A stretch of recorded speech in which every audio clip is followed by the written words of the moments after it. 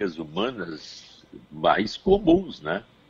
E também extensiva a todos os animais, né? O engano, a mentira, o fazer de conta, sempre para atrair o outro, no reino animal, como vítima no sentido de predador presa, né? E nos homens, ou na nossa natureza, como uma vantagem ou querer ganhar mais ou tirar do outro o que não deveria ser tirado. Eu acho que a mentira está sempre ligada também à vontade de mais poder. Né? Quem é que vale mais? Eu sou mais esperto que tu, expertise. Então, essa é uma característica até, vamos dizer assim, natural dos seres vivos, né? Que na característica humana significa eu uso o outro como escada, né? E para isso eu preciso enganá-lo, mentir, golpeá-lo, fazer uma articulação que eu ganhe vantagem. Pois é, porque no fundo a gente vê que não tem qual é a vantagem que você tem, que você pode carregar de enganar o outro, por exemplo. O que é isso, né? Sim, teoricamente, como tu está dizendo, numa linha ético-moral, por que tu enganas o outro? Mas se tu observar, o engano e a mentira têm sempre um objetivo de mais poder, mais ganho e mais alguma coisa que eu estou querendo que o outro tenha, né? Uhum. Então, ética e moralmente falando, fica assim uma coisa feia, até que barbaridade. Tu não tem ética, tu não tem moral. Mas, na realidade, o tempo todo nós estamos sendo vítimas do outro em relação a nós, e na medida que a minha expertise aumenta, eu tento usar os mesmos recursos para ganhar o poder que eu perdi. Bom, você sabe que nós estamos aí quase já voltando com a reestreia do programa Open Mind, né? E o Rogério da Paz, na semana passada, ele me mandou aqui um recado dizendo que essa semana a gente vai conversar e ele vai voltar logo em seguida, e eu fiquei muito feliz com isso. E ontem, ou anteontem, ele escreveu no seu Facebook o seguinte: o governo Bolsonaro é uma completa demência suportado por senis e oportunistas. Não há lógica no governo. Não há lógica na loucura.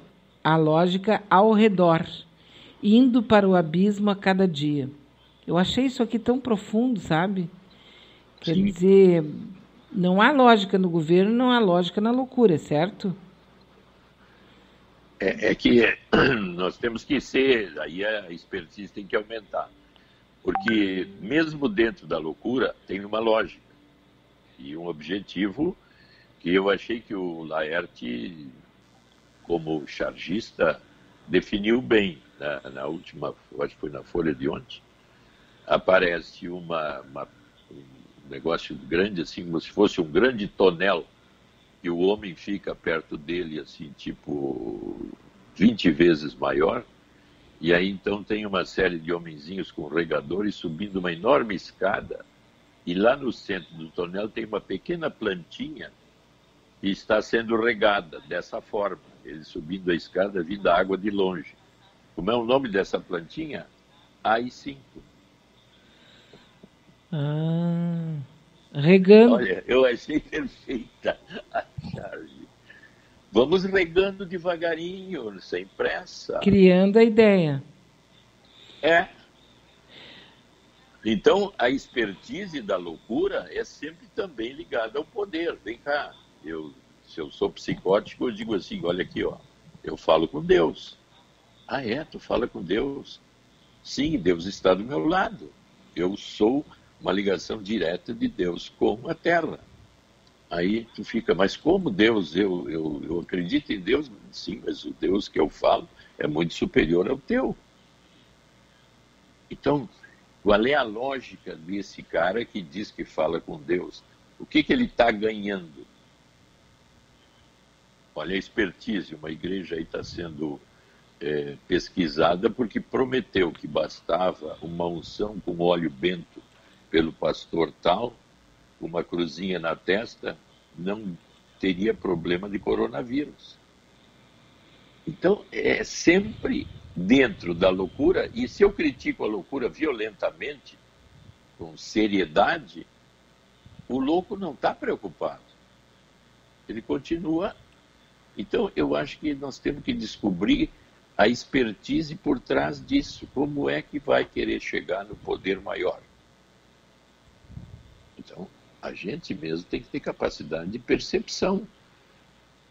Porque até a crítica mais violenta, que aparentemente é correta, pode estar sendo, vamos dizer, nós estamos sofrendo uma rasteira, porque a coisa continua do mesmo jeito louco. Mas indo para aquele lugar, quer dizer, aguando aquela plantinha. Sim. Na verdade, assim, como o próprio, acho que foi o Bauman, né, que escreveu sobre o mundo líquido, Foi. Nós estamos assim num tempo em que é difícil você fincar, é a mesma coisa que querer fazer, como é que diz o pessoal lá da roça, pregar prego na polenta, né? Não tem como. Mas a gente está sem base. Por exemplo, se a gente for agora, qual seria assim a sua aposta? Se nós fôssemos agora para o centro da cidade, ou para uma universidade, assim, que fosse não uma universidade de história ou, enfim, de ciências sociais ou qualquer coisa assim, mas tipo assim, engenharia, outras coisas, física, química, e nós fôssemos conversar com a rapaziada lá e perguntássemos para eles o que é o AI-5. Eles saberiam responder ou eles poderiam achar que é um novo tipo de Wi-Fi, algum novo tipo de instrumento, algum algoritmo, alguma coisa, e sem nem saber, porque nós estamos muitas vezes, e isso me assusto, nós estamos falando alguma coisa que nós estamos entendendo, mas as pessoas não estão entendendo. Exato. Eu acho que, vamos dizer assim, para conversar com uma pessoa que esteja à tua altura cultural, ela tem que ter a mesma cultura que tu, no sentido de saber das coisas que estão sendo colocadas. E os mesmos interesses, né? Porque se tu, vamos dizer assim, então nós vamos lá na China, por exemplo, qual é o objetivo? Até eu estava vendo que o capitalismo começou em torno de 1500, quando então começaram as grandes expedições para descobrir terras e buscar ouro.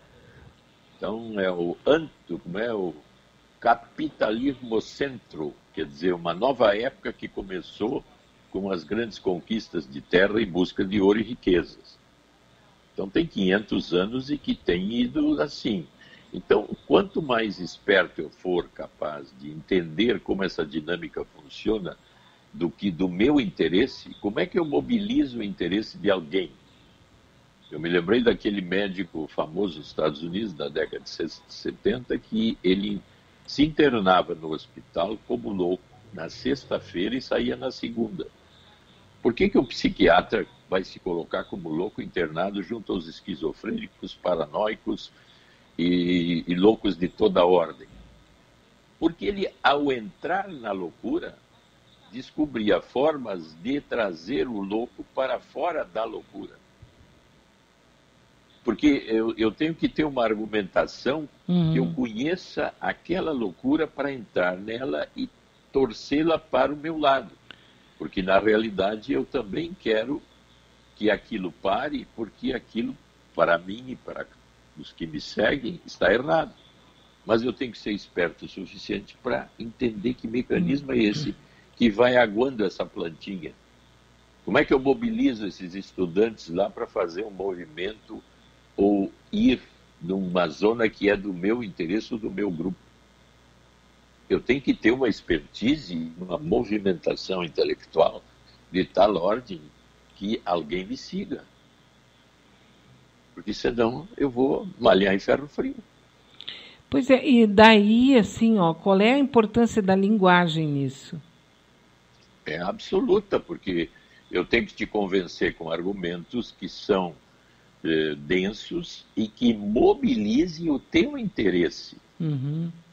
Quando eu digo assim, eu sou a dona das Casas Luiza, por exemplo, e digo, olha, tem geladeiras que custam 5.000 eu estou vendendo por 1.000. O que acontece? A minha porta se enche. Por quê? Porque eu despertei um interesse, eu abri mão de coisas minhas, que é o lucro, para chamar muitas pessoas com aquele interesse de ter o que eu estou oferecendo. Passamos para o mundo intelectual. Que ideia tu está me oferecendo que me faz ir para aquele lugar? Em massa.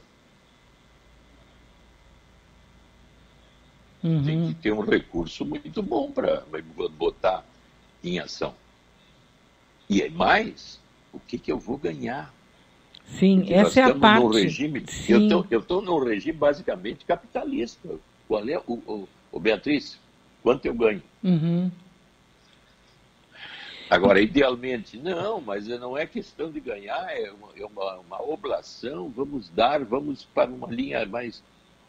pelo amor de Deus, eu estou aqui em casa, tranquilo, eu vou para onde? Para um lugar aí onde daqui a pouco os caras vão atirar pimenta em mim, vão gás lacrimogênio, e...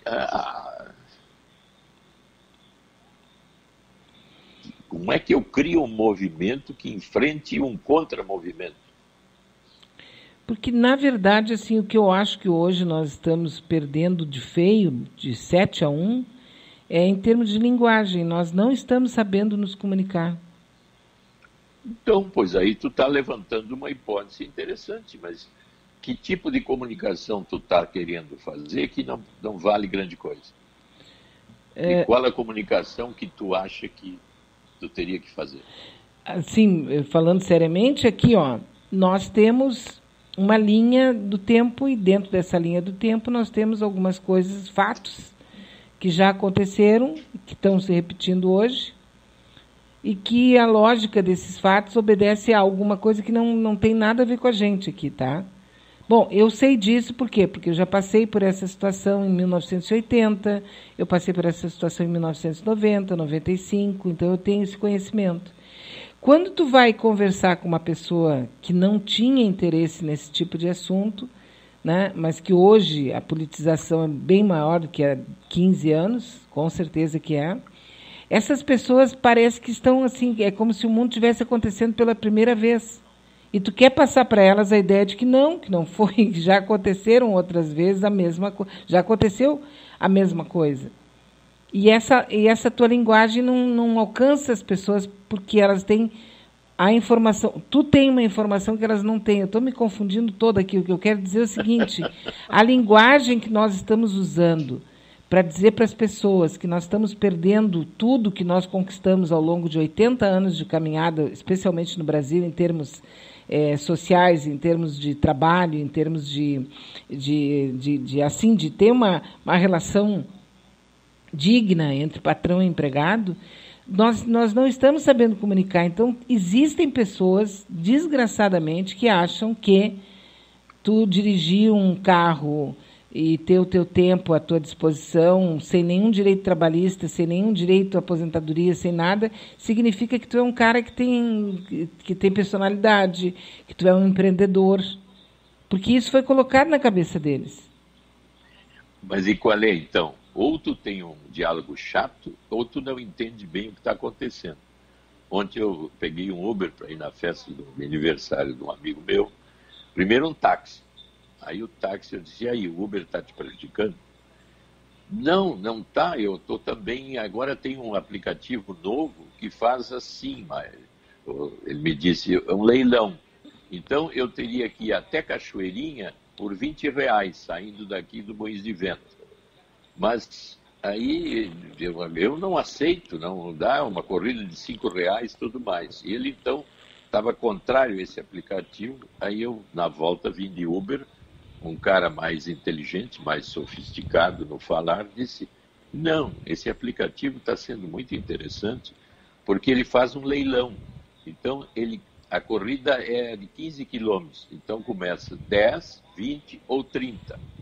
Aí é passado para todos aqueles que poderiam pegar essa corrida e vão negando. Então, de 10 passa para 20, e aí daqui a pouco só sobram 30. Aí tu tem que pagar os 30, a não ser que alguém pegue antes. E eu perguntei, quantos carros tem na